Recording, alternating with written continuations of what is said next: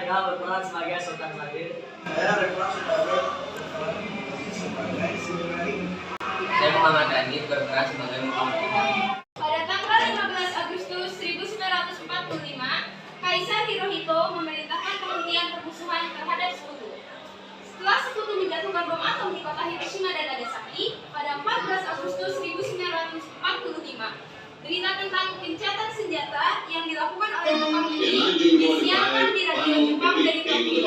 Dan ternyata siaran tersebut tentang api Indonesia dan didengar oleh Sultan Syahrir dan golongan pemuda lainnya. Thus, on their own initiative, seizing the freedom promised 3 years earlier by the Dutch. Saya mendengar bahwa sekutu telah berpegang bom di kota Hiroshima dan Nagasaki. Sebab itu, Jepang melakukan gencatan senjata.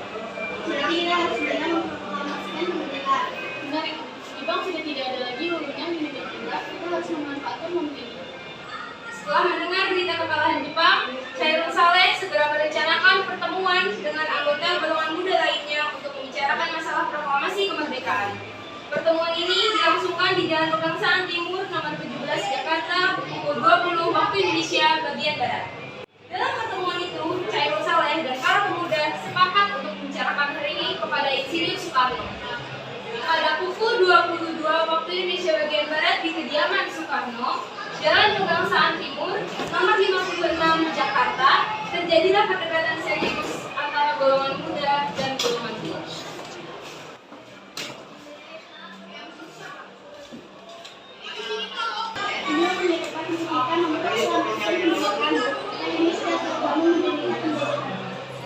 Sebaiknya jangan akan diserahkan diri dalam sidang PPKI. Mohon kita menyarankan Anda untuk melakukan saya tidak ingin berjadi ketakutan. Terdapat hal penting dan disampaikan kepada sendiri bagian Jepang mengajar.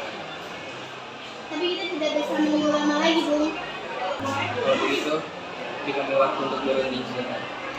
Kemudian para golongan tua berunding untuk membahas permasalahan itu. Mereka sepakat untuk membahas masalah ini dalam sidang PPKI 18 Agustus mendatang. Para golongan tua berpendapat bahwa golongan muda terlalu cepat mengambil keputusan tanpa berpikir panjang. Setelah selesai berunding, para golongan tua kembali menemui golongan muda.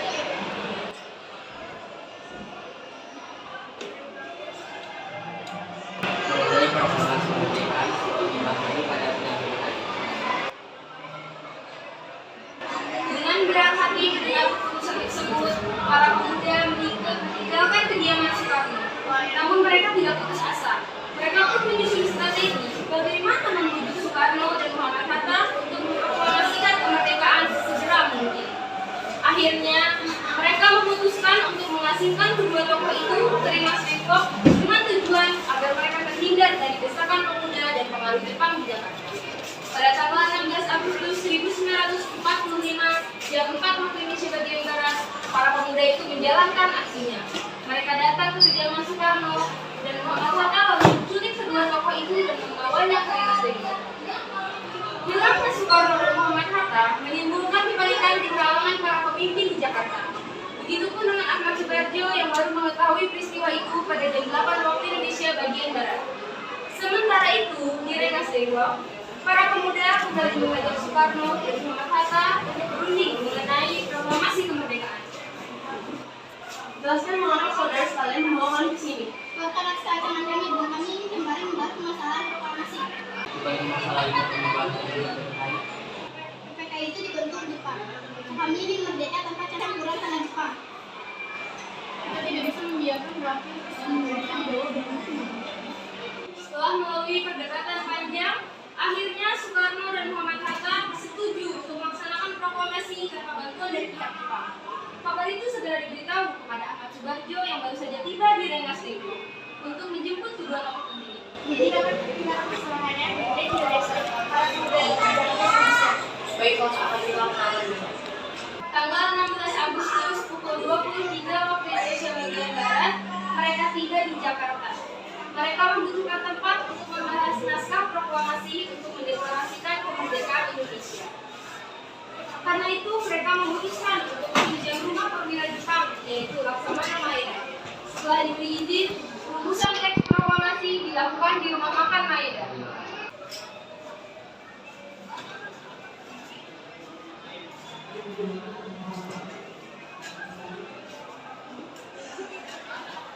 Acara perumusan naskah proklamasi berjalan lancar.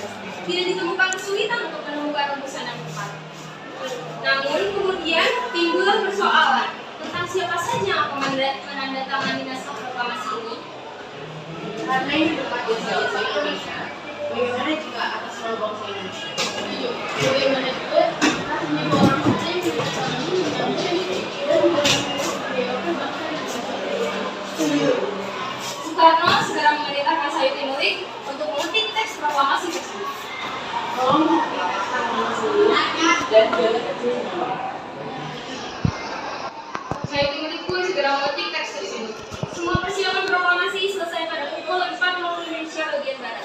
Kemudian, para pemuda mengirimkan kurir-kurir untuk menyampaikan bahwa saat proklamasi telah tiba. Mereka juga mengatur pelaksanaan kegiatan berita proklamasi kemerdekaan, menyebarkan beberapa pamflet ke penjuru Jakarta dan sekitarnya. Pengeras suara diusahakan adanya. Semua dilakukan agar rakyat dapat turut menyaksikan momen paling berharga untuk bangsa Indonesia.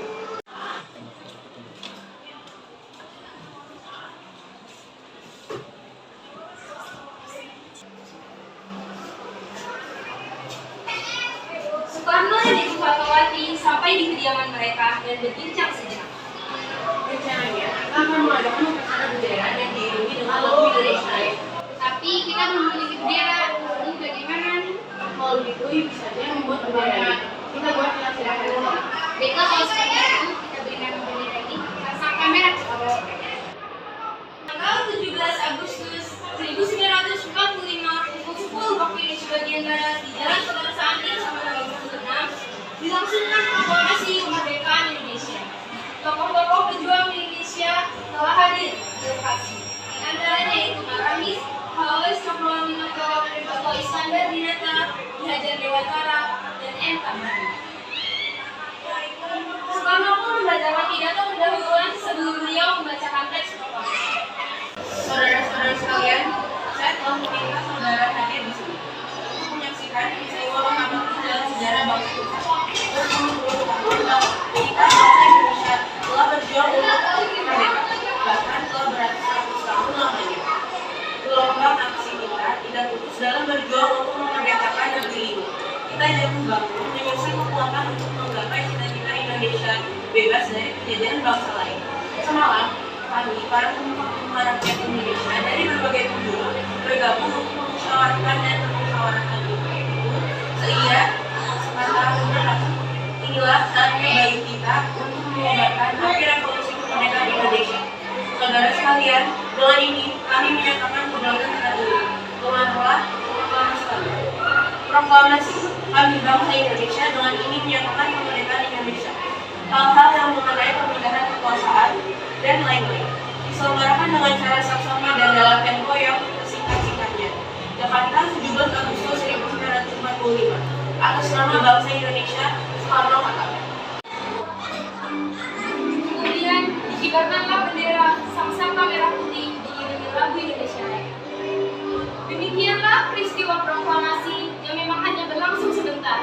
Namun, peristiwa itu telah mengubah segala sendi kehidupan bangsa Indonesia.